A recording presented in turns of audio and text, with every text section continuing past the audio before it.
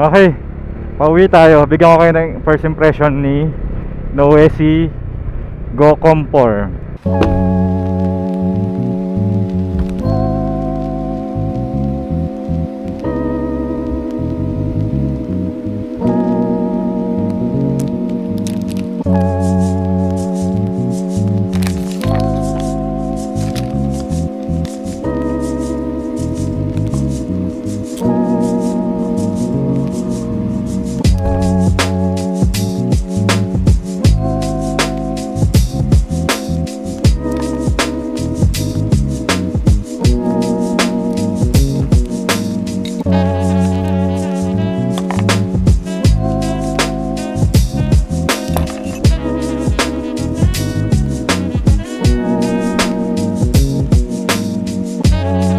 First impression pa lang kasi hindi pa natin siya na-test maigi. Kakakuha lang nating kahapon.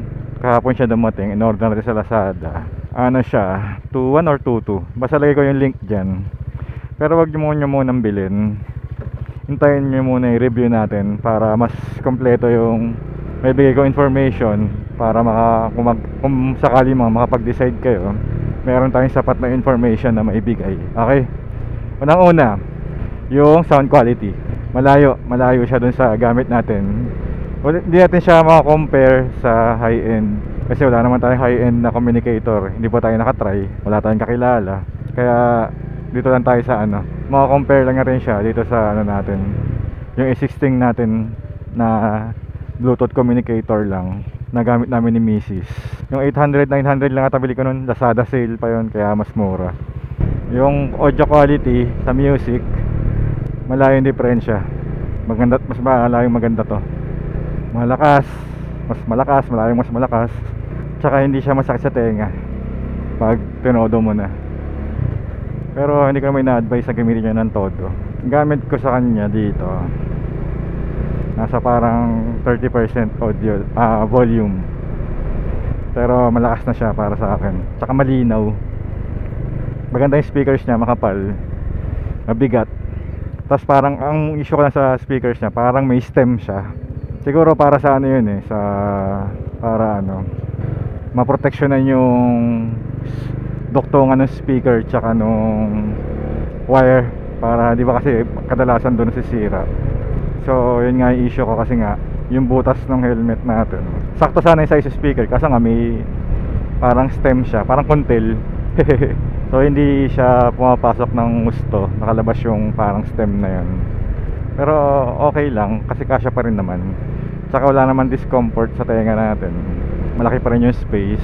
Kasi nga pala, siya natatanggal yung detachable yung speaker doon sa mga wirings. So pwede kang pwede mo siyang tanggalin muna habang ini-install mo. Kasi may velcro siya. Pag nakabit mo na yung mga speaker tsaka yung mic, natatanggal may velcro din. Pag nakabit mo na yun, kabit mo na yung mga wire ulit bago mo i-wiring. So mas madali. Tapos isang cons sa tingin ko, yung yung clamp. Kasi wala siyang ibang option. Kasi di ba yung iba parang may clamp type.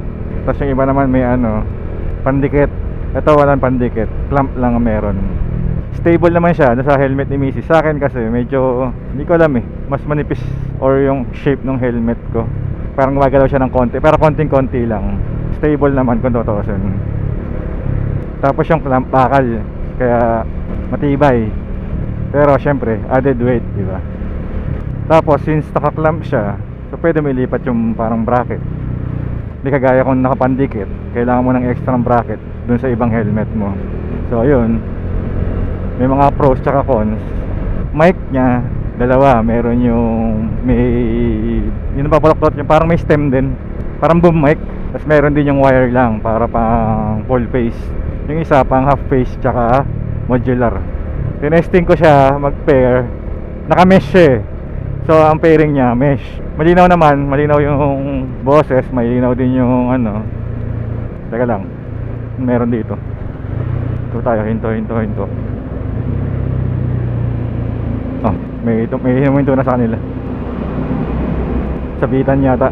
Sana okay lang, mukhang okay lang naman. Yun nga, naka-mesh siya, malinaw. Hindi pa lang natin na test yung range, kaya sabi ko first impression pa lang. Hindi pa siya natin mag-test maigi. So since mesh siya, yung audio, yung sound, yung music, Bluetooth. So dito pwede yung music sharing na sabay. Meaning ko sabay, habang nagpapatugtog, pwede kayo mag-usap. Parehas nyo naririnig yung music. Yun yung nagustuhan ko dito. Para sa biyahe sana namin ni Mrs.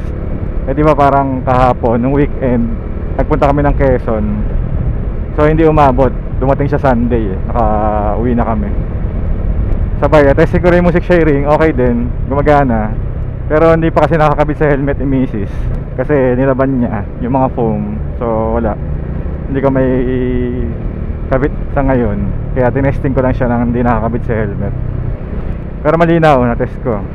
Tapos ang nakalagay sa box ay hanggang 4 na connection na intercom sa mesh. Pero nakalagay doon kasi can connect to other intercoms. Pero ang tingin ko isa lang pagka sa other brands. Isa lang ang pwede. Hindi ko pa na-test hindi ko rin alam. Kasi wala rin tayong kakilala na naka-intercom. Hindi natin pwede i-test.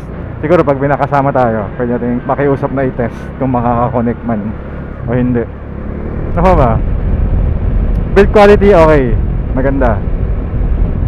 Halos kasing laki lang sila ng dati kong gamit. So kaya nga pala tayo nag-upgrade. Hindi naman to para may bago. Nag-upgrade tayo kasi yung gamit namin ni Mrs. yung taga 800 nga, hindi na kami magkarinigan.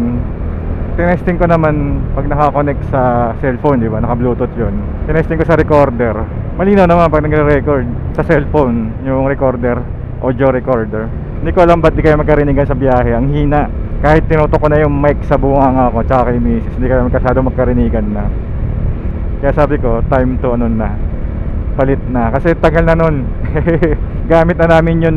Wala pa to si Sumi. Kasi to si Sumi magdadalawang taong mahigit na to. So isipin mo, sulit yun kasi 800 or 900 lang yung bili ko dun. Tapos umabot ng ilang taon, di ba? Actually pwede pa siya pang music malinaw pa pero hindi kasi linaw nito. Kasi yung linaw nito, clear siya, clear. Maganda yung speaker niya.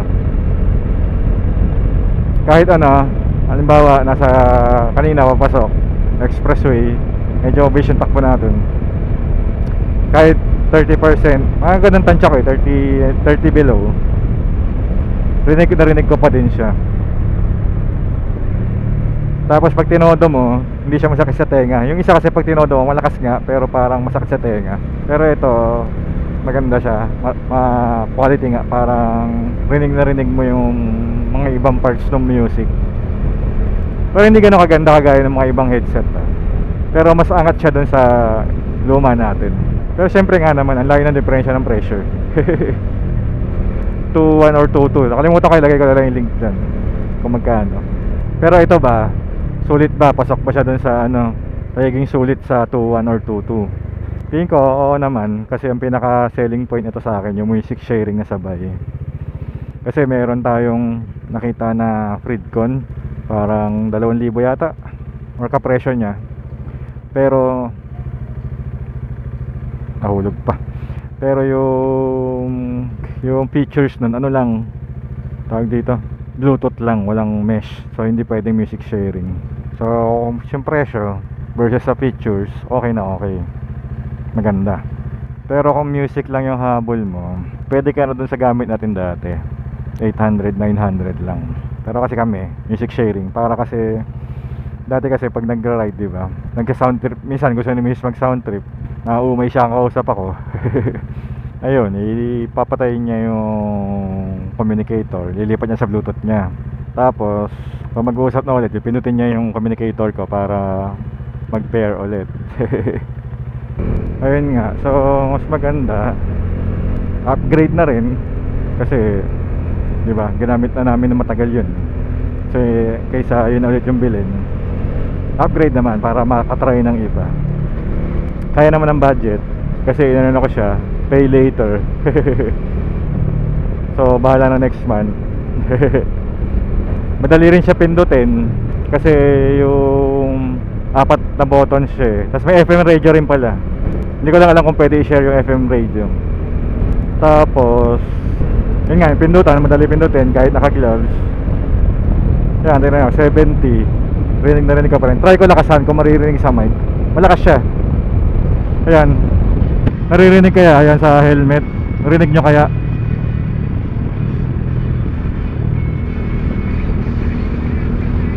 Ayan o, lakas. Pero hinaan natin. Hindi kayo na-advise na mag-sound trip ng ganyan kalakas pag sa biyahe. Hindi mo na maririnig yung nasa paligid, lalo na pag binabusinahan ka. Ayaw ko lang kung narinig nyo yun. Sample lang natin, baka namamarinig, di ba? Basta yun yung pinaka-selling point para sa akin. Music sharing ng sabay habang nag-uusap. Tapos may quality ano pa, speakers. Nabigat din yung speakers nya sa normal na gamit natin dati.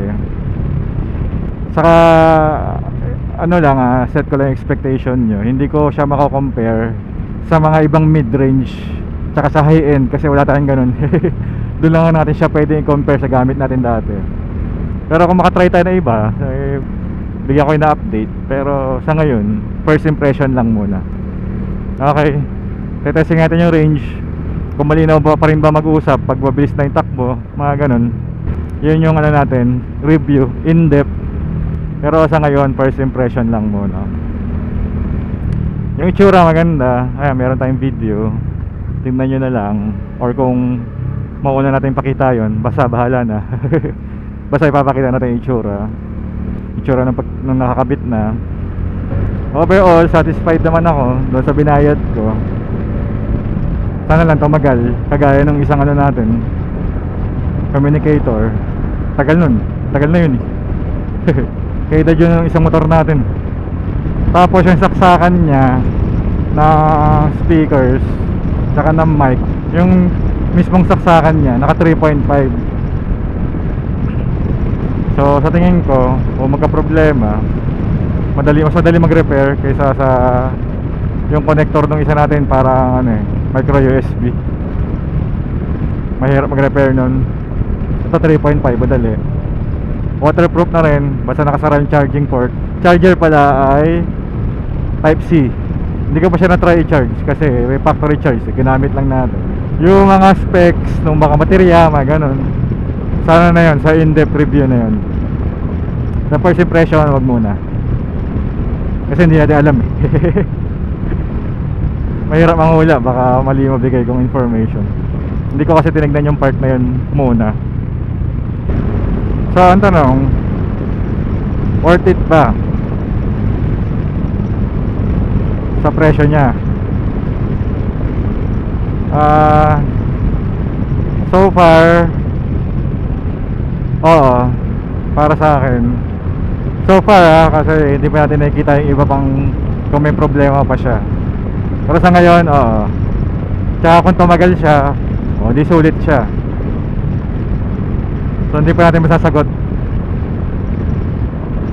Pero depende kung may budget, okay na rin kasi music sharing na sabay. Kung lagi kayo may angkas, okay yun. Madaling salita, mas masarap makinig.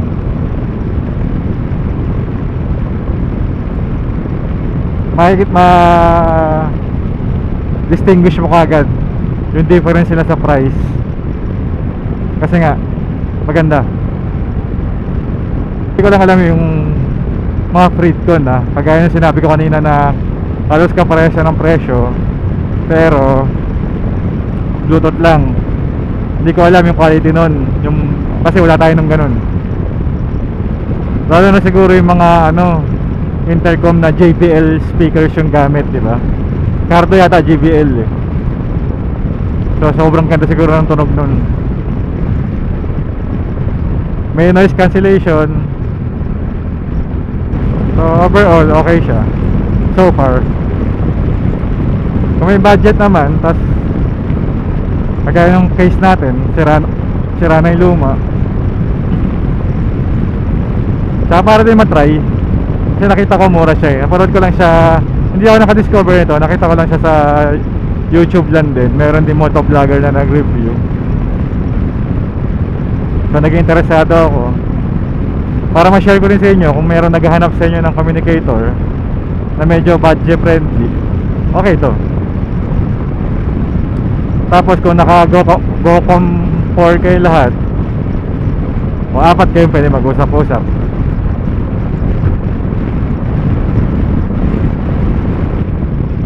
O sa hindi pala nakakaalam, libre Capitex ha, hanggang katapusan. Hindi, hanggang 30 lang. Ewan ko kung may 31, pero alam ko hanggang 30 lang. Kung may 31 ngayong buwan. Okay, so yun yung ano natin, yung first impression natin dito. So ihatid yung ba ako?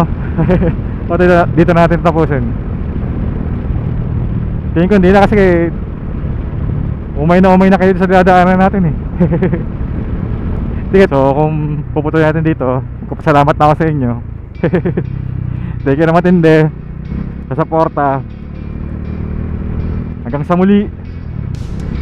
Bye bye you.